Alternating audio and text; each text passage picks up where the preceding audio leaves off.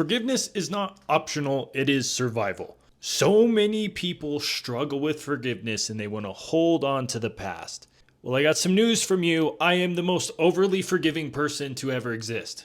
And this is something I get asked about quite a bit in the coaching calls. This is a major struggle for a lot of people, so I'm going to give you guys the game on forgiveness. Now, don't mistake forgiveness with letting somebody run all over you multiple times, because we're going to address that. We're going to make sure that you're not letting people screw you over.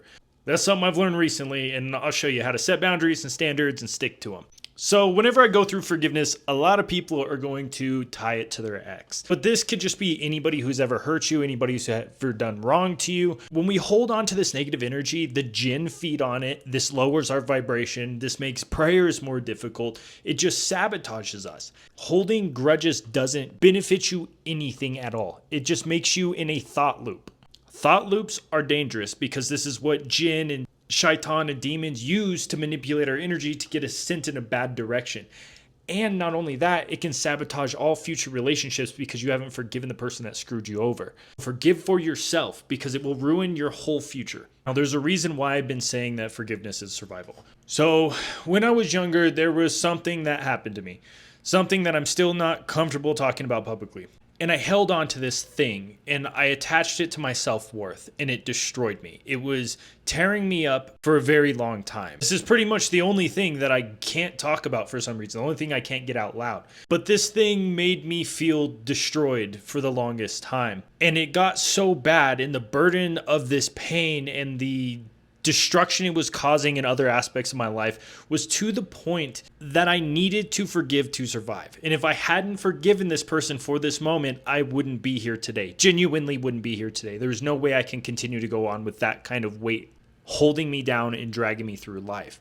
And so as I got into Islam and started studying the Qur'an more, I learned that this pain did nothing but chain me down, and the Quran taught me that revenge is never the answer. The true answer is forgiveness, and it always will be. I get it. There's going to be a ton of people that's going to be like, oh, this happened to me. I'm mad at this person did this to me. I'm telling you, you're not right. You can hate me for it as much as you want, but that pain you're holding on to isn't affecting them, it's affecting you. They're able to mess you up in the long run. You have to get past this. Now, chapter 5 verses 13 of the Quran really digs into this. And what's really fascinating is that it's talking about the Christians here, or people who follow Abrahamic faiths, just not Islam. It says, pardon them and bear with them. Indeed, Allah loves good doers. It tells people to pardon the people who have done wrong to us, even to the extent of people who are holding a book, supposedly the word of God, that has been corrupted. It is saying, pardon these people, forgive them, move on past, understand. Now, there's a trick to this. There's a way which we have to go about to be able to enter forgiveness, and it tells us right there. There's one little piece in it. But there's one last thing I want everybody to understand before I tell you exactly how to forgive. Always keep in mind, forgiveness is not for the weak. Forgiveness is for the strongest of people. Weak people hold on to pain and can't forgive. It is the strongest people who are able to give the most amount of forgiveness. So keep that in mind. If you are somebody who has forgiven people over and over again and they're able to come back in your life and continuously screw you over, you are not weak. You are strong because you're able to move on and not hold this pain against people. Now, it will be used against you. It will be used against us from time to time, but it is our duty to kind of take punches sometimes. We need to be the punching bag for people who have their own problems. Now, the way to really forgive and the way to move on, and a lot of people hold this pain with their exes and stuff, is to understand their perspective. Now, please let me fully explain this. There's this thing going around online right now where everybody's like, oh, screw them. I don't need to understand your perspective. I don't care where you came from. You did me wrong. Fair. Completely fair. I'm okay with it. I get the perspective and you're right. But the problem is that's going to hold pain on your shoulders. That's going to drag you down the entire time. So really the way for forgiveness is putting yourself in the other person's shoes. One, we're never perfect, especially in relationships. We feel pain and then we lash out on others and we cause pain to others and then they do the same thing to us and it becomes this never-ending cycle of shaitan, demon, bad stuff. And then you tear each other apart and then you get a divorce. Now, I have a trick with fear and divorce, how you can beat it, but I'll tell you guys that later on. But you can't do this without the forgiveness. You can't ever have a healthy relationship or a healthy marriage or a friendship of any kind without forgiveness. Nobody is perfect. You've done wrong. I've done wrong. And that's where your understanding is going to come from. You got to understand that you're a monster. I'm a monster. Nobody's good. We may have good hearts and good intentions, but perfection is not for us. We're human beings with imperfections, and a part of that is beauty, but the imperfections allow growth. So be light on yourself. But the first step of forgiveness is accountability. The thing that was done to me was horrible, and there's no excuse for it, and there never ever will be an excuse for it. But without accountability, and it's something so insane, you guys would be like, why are you taking accountability for that? That's not your fault. Sure, you're right. But if I sit there and say, oh, that was somebody else's fault, that was their fault, that was their fault, where you're pointing your finger will have all the power and the ability to control you. When I sit here and say, oh, this person did this to me, it is all their fault, they did everything wrong. They hold the power. If you want to take your own power back, you take accountability. You say, oh, I could have done this to fix this problem. I could have done this to avoid it. I saw these signs in an individual. I could have avoided them. I should have had better boundaries. I let this person in my life and then they did something bad to me. If you want demons to quit being in your life, quit allowing them to be there. You have to have boundaries and standards. Whenever you don't have these boundaries and standards, you're going to allow bad people into your life. So whenever people do bad things to you, it is still your fault. And I know where people are going to take that, and I know exactly how they're going to twist it. I don't care. It is still your fault. It was still my fault too. So once you get to the point of taking accountability, you can kind of breathe a little bit because it gives you light at the end of the tunnel. It lets you know that there's a possibility for this to not happen again. It lets you know that you had the chance to stop it. And if it ever happens again in the future, you will stop it. You will avoid it. You will not let this happen. So be honest with yourself.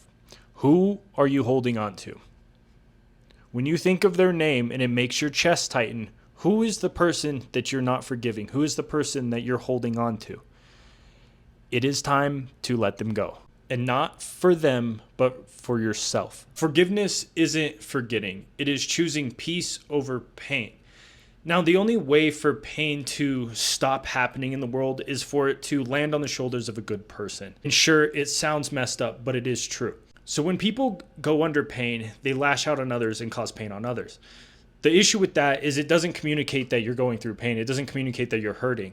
It just communicates to the other person that you don't care about their pain. Whenever we hold on to grudges and we refuse to enter forgiveness, this will manifest into pain. This will manifest into us causing pain to others. The traumas we're holding on to from the past, we will cause to happen in the future. Now, this directly applies to relationships, and you guys are going to understand in a second. Fear of past pain happening again will ensure it will happen again. So really think about this for a second. Our bodies have a fight or flight response. When we hold on to grudges and we refuse to have forgiveness, we are scared of that pain happening a second time.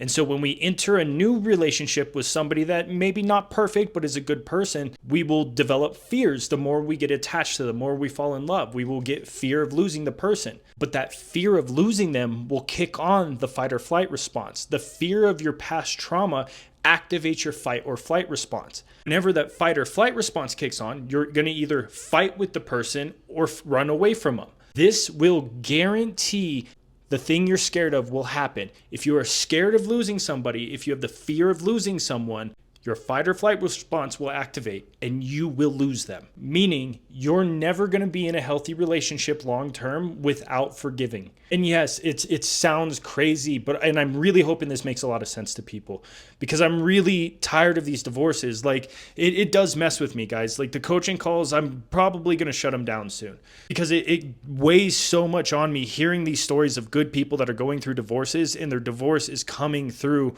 a lack of forgiveness. And it's hard to sit there and explain to somebody like you have to forgive them if you want to move forward. You have to forgive the people who hurt you in the past if you don't want to hurt the people in your future. So that being said, when you choose forgiveness, you choose peace over more pain. And whenever you initially start doing this, one of the things I want people to try is prayer.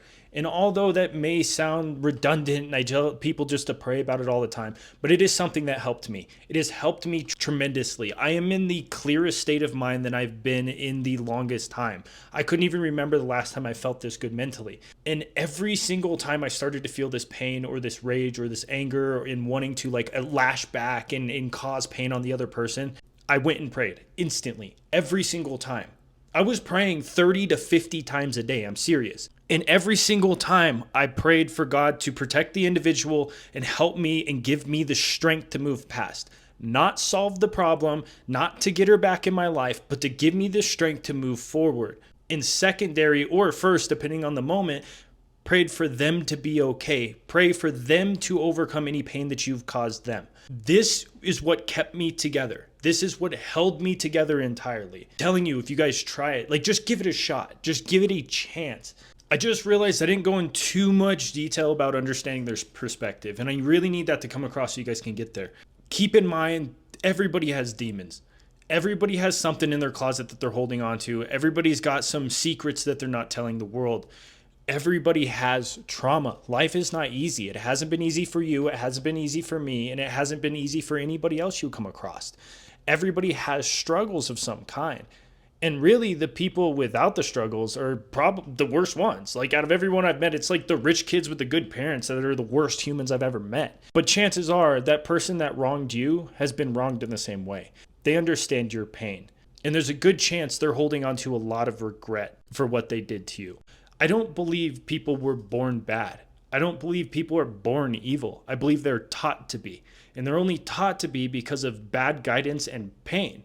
When you go through pain, a lot of the time, the only way to feel better is to try to cause it onto others or like lash out or do destructive things. We want to destroy and break.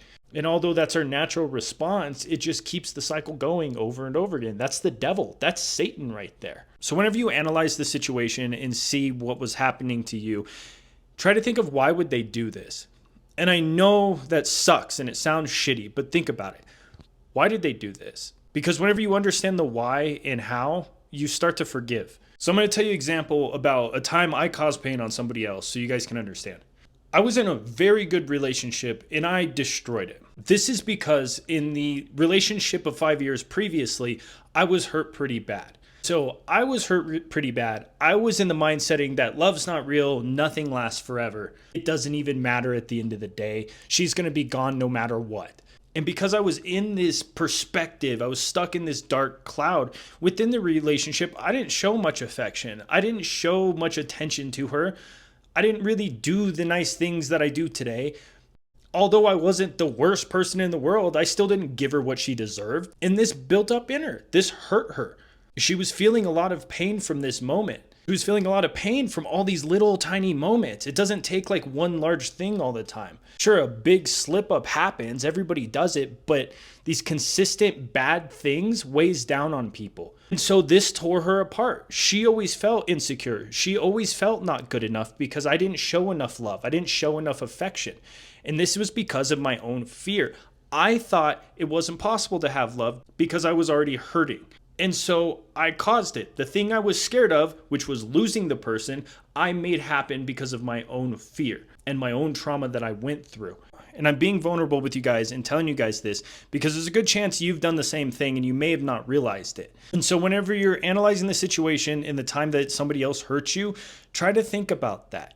If it's been like a romantic relationship, try to think about what they've been through. I'm sure you guys got close enough to understand, especially if it was a marriage. I'm sure you've known their backstory and what they've been through. Try to think about what pain they've been under and what happened to them to make them be that way. Because people aren't just going to naturally just hurt people for no reason. They went through pain just like you did, and that's why they did it. They didn't do it because they didn't care about you. They loved you. And it was because they loved you that they caused pain. They were scared of losing you. So it's time you let go. It's time you move forward. It's time you move on. And not for them. They did wrong. It doesn't excuse the things they did. It doesn't make it okay. But it does give you the chance to move on and move forward with your life. That way you don't do the same thing that happened to you. Always remember, a hero and a villain have identical backstories. Both of them is pain. The villain says, the world has hurt me. I'm going to hurt it back. The hero says, the world has hurt me. I'm going to make sure it's never hurting anyone else again. So whenever you are holding on to grudges and you're not letting things go and you're not forgiving people, you are choosing to be the villain, whether you realize it or not. So I appreciate you guys. This concludes another yapping session. This one was pretty deep. This one was pretty crazy. I tried to slide less jokes in it because I didn't want to really misrepresent how I was actually feeling. Forgiveness is a big deal. God forgives all of us. Whenever the devil refused to bow to God, remember what happened. The devil told God, I'm going to mislead them. I'm going to mislead these petty peasant humans. And God responded to the devil, that's fine. I will forgive them. If God is capable of forgiving all these horrible things, we should at least attempt to have a tiny smidge of forgiveness. So I love you guys. I appreciate you guys. It's time for you guys to move on. It's time for you guys to let go. The only way to let go is to forgive. That person will be stuck in your mind the rest of your life until you forgive them.